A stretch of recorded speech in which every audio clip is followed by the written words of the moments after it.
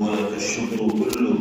اللهم لا نحصي ثناء عليك أنت كما أثنيت على نفسك. اللهم صل وسلم وبارك على سيدنا ونبينا ومولانا محمد وعلى آله وصحبه كما تحب وترضى عدد ما تحب وترضى. لا إله إلا الله الحليم الكريم سبحان الله رب العرش العظيم. لا إله إلا أنت سبحانك إني كنت من الظالمين. ربنا ظلمنا أنفسنا وإن لم تغفر لنا وترحمنا لنكونن من الخاسرين. یا اللہ مہد اپنے لطف و کرم سے ہم سب کے گناہوں کو معاف فرما. اے اللہ ہمارے یہاں جمع ہونے کو کہنے سننے کو اپنی بارگاہ میں قبول فرما. اے کریم آقا رمضان کے 2 عشرے گزر چکے ہیں اور تیسرے عشرے کا آغاز ہو چکا ہے.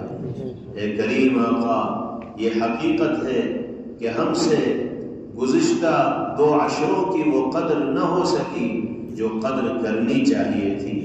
یقیناً ہم سے کوتاہیاں سرزد ہوئی ہیں. اے اللہ کوتاہیوں کو نظر انداز فرما دیجیے اور جن عبادات کی توفیق آپ نے گزرے ہوئے ایام میں مرحمت فرمائی ان سب کو اپنی بارگاہ میں قبول فرمائے. اے اللہ یہ عشر اخیرہ عذاب النار سے خلاصی کے لیے پیغمبر علیہ السلام نے موصول فرمایا.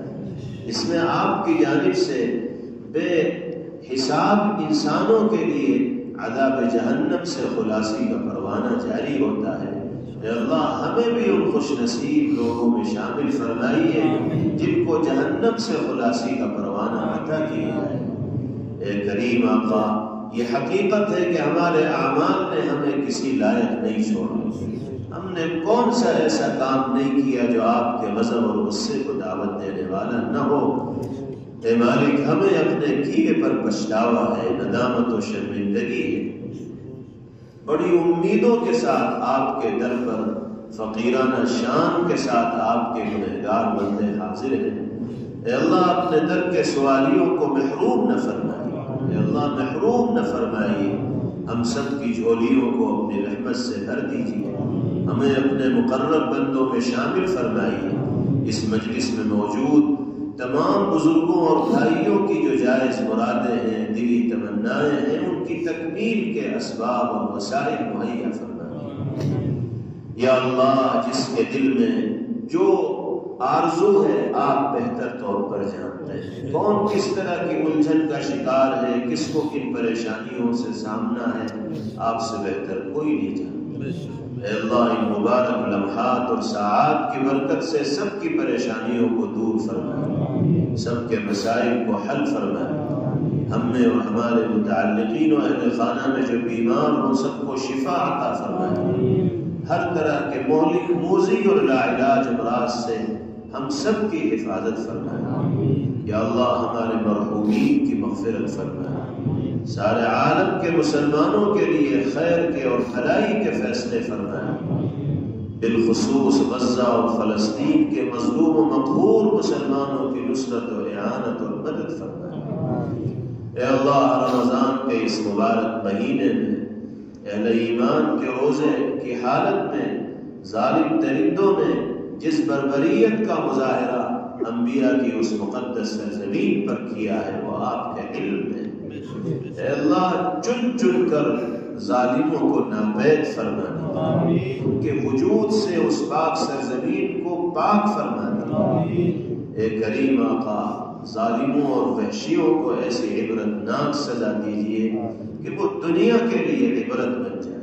الہ العالمین ان کی تدبیروں کو انہی کے خلاف استعمال فرمائے. اے اللہ نہتے بے بس اور کمزور مسلمانوں کی نصرت و حمایت اور مدد فرما دیجیے. آپ کی نصرت اور مدد اگر میسر ہوگی تو دنیا کی بڑی سے بڑی طاقتیں ان کا مقابلہ کرنے کی جرأت و ہمت نہیں کر پائیں. الہ العالمین شہدائے فلسطین کی شہادت کو قبول فرمائیے. مسجد اقصی کو یہودیوں کے چنگل سے آزاد فرمائیے. اہل ایمان کے سجدوں سے آباد فرمائیے. ہمارے ملک میں بھی مسجدوں، مدرسوں، خانقاہوں، دینی اداروں، جماعتوں اور ملت اسلامیہ کے تمام افراد کی حفاظت کے فیصلے فرمائے۔ اسلام دشمن طاقتوں کی سازشوں سے ہمارے اداروں اور عبادت گاہوں کی حفاظت فرمائے۔ اے اللہ ہمارے کاروبار میں، ملازمت اور ذریعہ معاش میں برکت عطا فرمائے، ہر طرح کے خسارے اور نقصان سے حفاظت فرمائے۔